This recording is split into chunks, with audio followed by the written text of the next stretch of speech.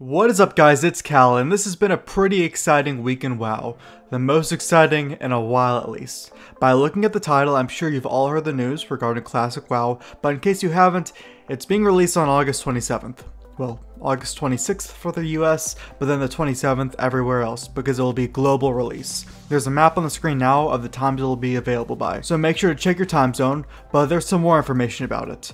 So character creation for Classic WoW will actually open on Tuesday, August 13th, so you can reserve names for 3 characters. So I'll definitely be trying to get some OG names like Jim, or Bob, or Samuel, maybe even Thrall, who knows. Then on top of that, there will be these 3 stress test periods that people will be able to opt in for, and these are May 22nd to the 23rd, June 19th to June 20th, and July 18th to July 19th. This is when Blizzard will essentially open the floodgates to the servers, let tons of people on just for those dates so they can run tests to make sure that the launch is as smooth as possible.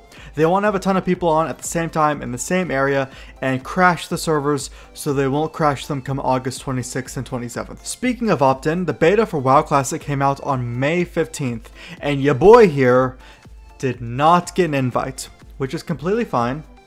I'm not worried. Blizzard probably just forgot to put me in, I know I'll get in, don't worry. Now if you haven't opted in for WoW Classic Beta, make sure you do that by logging into your Battle.net account and it will ask you which betas you're interested in. Then you'll of course like World of Warcraft Classic. Now before we get into the big topic of this video, which will actually be going over the classes, trying to give you a better understanding of what to pick come launch, I just wanted to mention my journey through World of Warcraft. So I started playing this game in mid-2006.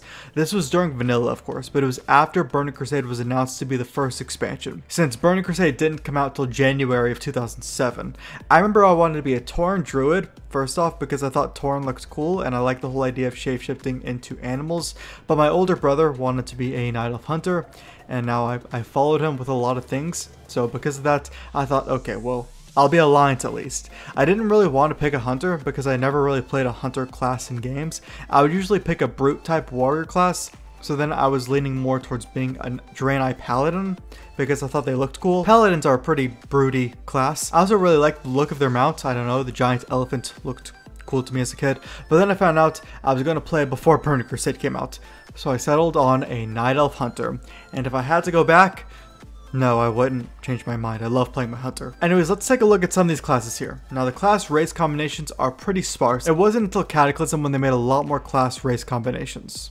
Like, for example, humans could only be warriors, paladins, rogues, priests, mages, warlocks. Dwarves could be warriors, paladins, hunters, rogues, and priests. Night elves could be warriors, hunters, rogues, priests, and druids.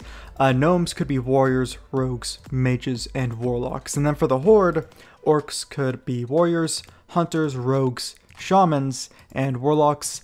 Undead could be warriors, rogues, priests, mages, and warlocks.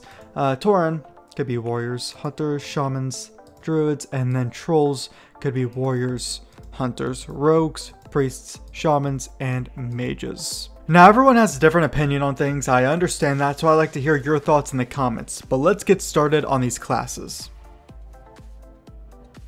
So let's start off with Warrior, the base RPG class. So Warriors are good, very good in fact, for group content, but they are bad in solo.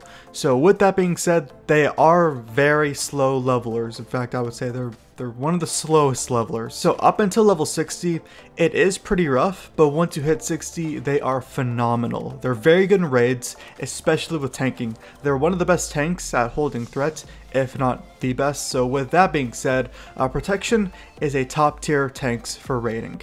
Now Fury is very good DPS with higher tier raids, and Arms is very good with PvP, especially if you have a pocket healer. So if you want to play a warrior, for alliance you'd want to pick humans due to sword and mace specialization. Now if you're horde, there's more viable options. So for sheer DPS, orcs because of blood fury and axe specialization. Tanking, trolls were a good option with the mix between berserking and heroic strike, which gave a good rage to threat conversion. Tauren had a good AoE stun with war stomp, and undead were always very good in PvP with Will of the Forsaken. So if you want to play a class that's all around good for end game content, I would pick a warrior. Next up, priests. Now, priests were good in group content as well as solo. They were pretty middle of the road when it came to leveling speed, weren't super fast, weren't super slow. One of the biggest drawbacks to priests though is that they did lack mobility, but they were great healers, because at 60 you were usually expected to heal in raids, but still, with that being said, Shadow did monster DPS in raids and dungeons. Priests were great single target healers, but they did lack raid healing, but they brought very good absorption bubbles with the raid. Shadow was also very good at PvP DPS as well, but their main problem was mana, and they still lacked some mobility. So if you want to play priests, for Alliance, humans were good because of human spirit, which gave you 5% spirit, but dwarves did have fear ward. There were no other races that had fear ward. For horde, for PvE cases, you'd want to pick a troll because of berserking, and for PvP, undead because of will of the forsaken. So priests are all around great healers as well as DPS. Now for rogues. So rogues were very common in PvP due to their very high DPS in PvP and as well as PvE. So they're not super fast at leveling, but they are more than a warrior, less than a priest though. Rogues did have many advantages with mobility like sprint, and they also have stealth, which were very useful. They also brought very good dungeon utility like sap and very high damage output in dungeons and raids. Now they might be hard to find a group since they share gear with like hunters and even warriors usually. That is up until endgame content of course. Now for picking races for rogues, if you want to pick alliance, you want to pick a human most likely because of sword specialization. For horde, for DPS, orcs because of blood fury, trolls next because of berserking, and then for PvP, of course undead, will of the forsaken. It's overpowered in PvP. So overall, rogues are very solid and a fun class to play with high mobility and as well as damage output. Next up, druids. Now, druids were actually a very underrated class of vanilla. Many tended to underestimate them, but for druids, they're very fast leveling as feral, one of the fastest in fact, and they do very high damage output as well as high mobility, and they also have stealth.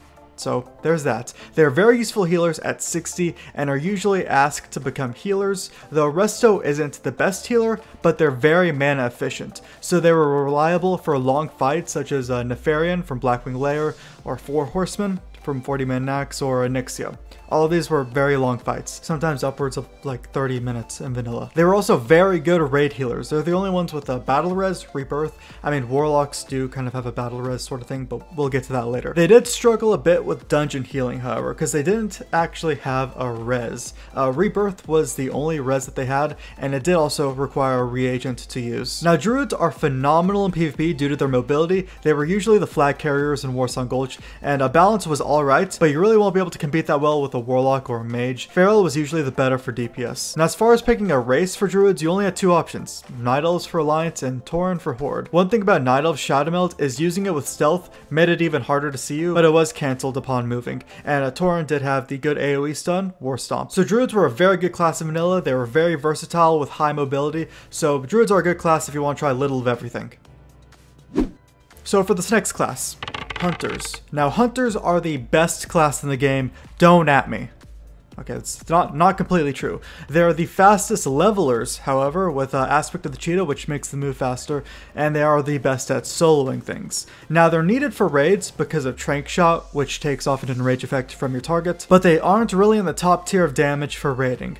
They're very good at PvP because they're very difficult to get away from, and they're a unique class with the different pets that you can tame, and also the unique trap system. But they did have some downfalls to those as well, like you have to buy ammo for your bow or gun, and you also have to feed your pets for optimal damage. Now for Alliance, as a hunter, you'd probably want to pick Night Elves because they have the highest base agility. But for Horde, Trolls for PvE because of bow specialization and berserking, and Orcs usually in PvP because of hardiness, although Orc pets do more damage as well from command. And now if you're new to the game, I'd highly recommend a Hunter. They're smooth and easy to play, but are actually very difficult to master. Now for mages. So mages are a fun and very unique class to play with abilities like Polymorph, Ice Block, and you can conjure food and water for your allies. They were pretty good at leveling. They were faster than a rogue or priest, but not as fast as a hunter or druid. One of the things that made them fast at leveling was AoEing mobs. They were very good at doing that. Their skill cap for endgame content is very high, performing as one of the best DPS if you can reach it. And a nifty and unique aspect for mages was that they can make portals for their allies to travel to different major cities with, You could also make some good money off these portals as well. They brought good utility to dungeons with Polymorph CC and Frost Nova with high damage for AoE and single target. They were very good in PvP as well. High skilled mages were nightmares in PvP. So for Alliance, you probably want to pick a human or gnome. Those were the only two options, and both were viable and strong. Horde, trolls in PvE prefer berserking, and undead in PvP with Will of the Forsaken. Now Mage's main downfall was mana consumption, so many times they did have to sit and drink, though they could conjure up water. And if they got stuck in a melee's melee range, well, they got torn up. Next up, Warlocks. So Warlocks were incredibly strong in PvP and PvE. They were a pet class, so with that actually made them one of the fastest at leveling. They're very self-reliant and could AoE mobs very efficiently. They did have a stealth res called Soulstone, and they were wanted in groups for health stones as well. Now they had little mobility, which was their biggest downfall, but they were a top tier DPS in raids. They were a nightmare in PvP, no pun intended, one of the best, and definitely annoying to deal with because of fear, which was not dispelled by the trinket in vanilla. A big benefit to Warlocks is that they got a free mount at 40, but their level 60 mount still costed a good amount. So for Alliance, Gnomes because of Expansive Mind, and for Horde, both Orcs and Undead are viable and strong, in PvP at least. Orc does have command, which gives it a leg up in PvE. And an interesting fact about Warlocks is that early on in vanilla, this was only early on, they weren't really wanted in raids because all mobs and bosses had an 8 debuff cap to them, and Warlocks have tons of debuffs, so they could fill up that 8 debuff cap fast. So if you ended up applying a 9th debuff onto a target, it would replace one of the other debuffs. Now that was later changed to, it was increased to 16 debuffs, so they were wanted much more again. And that is what WoW Classic will run on, of course. Then for Paladins, the Alliance-only class of vanilla. They were a very versatile class. They primarily healed at max level, but they mostly single target healed. They're very slow leveling, comparable with Warriors, but they provided many great buffs for their raid, including Divine Intervention, a Blessing of Salvation, Blessing of Kings, Blessing of Might. There's some others. Protection and Ret were alright specs. They had their good sides and bad sides. Protection was a very good AoE tank spec, but they didn't have a specific taunt ability. Retribution was pretty good in PvE. It wasn't at the very top, but definitely wasn't at the very bottom either. They were even better in PvP with their bubble and lay on hands that gave insane value. And Holy was also very good in PvP for these reasons. One of the best things about Paladins is that they get a free mount of 40, but the 60 mount for Paladins still costs a hefty amount with the quest chain, just like Warlocks. And as mentioned before, Paladins are Alliance only. Humans and Dwarves are the only options. Humans are the preferred choice, however. Then finally, Shamans. They were the Horde only class in vanilla. So their leveling speed was very middle of the road. They are very sought out in Horde raids due to their totems, and they gave very unique buffs to the raid. Now they had good single target healing, but also very good at AoE healing with Chain Heal. AoE healing wasn't needed all that much in vanilla, well, not as much as today anyways, but they're also fairly decent at PvP. Not the best, but I also wouldn't say the worst. Their biggest downfall is mana efficiency, however, although they are fairly mobile with Ghost Wolf, which they get at level 20. And as we know from today's WoW, Shamans can self-resurrect themselves with Reincarnate. Different from Warlocks, Warlocks sometimes had to put their Soulstone on another target, leaving them without one. It's kind of funny that Reincarnate at the beginning of vanilla actually caused res sickness when you used it, but that was patched in 1.3 to no longer do that. And as mentioned before, Shamans were Horde only, so Orcs, Trolls, and Taurens were your choices. If you're healing or elemental, then Trolls for berserking, but if you're enhancement, then Orcs for Blood Fury. They're a very fun and unique class. I would highly suggest it if you plan on playing Horde due to their high healing and high damage output. So those were all my personal opinions on the class breakdown for Classic WoW. Now in Vanilla, I pretty much only played a Hunter, but I may or may not have played Vanilla since Vanilla was actually a thing. What I'm saying is I may or may not have played Nostalris. I'd like to know your thoughts in the comments below. Did you play in Vanilla? Are you excited to play WoW Classic? Do you not play WoW anymore, but you're going to renew your sub just for WoW Classic? If you didn't play back then, just be aware that things were more difficult and took much more time, and things were more time consuming. Now I'm of course not going to only exclusively play Classic from now on, but it's a nice change of pace from BFA for now. Also, as soon as Blizz, you know, remembers me, you know, Calusius, the one and only, as soon as they give me a beta invite, I'll do some gameplay on that, just to get ready for August 26th when the game goes live for me. And I promise you, I will do a 24-hour stream. Okay, don't hold me to that. It was a joke. Maybe. I don't know. Anyways guys, that's the entire video. If you guys enjoyed it, then you can leave a like on it. You can sub to the channel for more videos like this, and I will see you guys in the next video.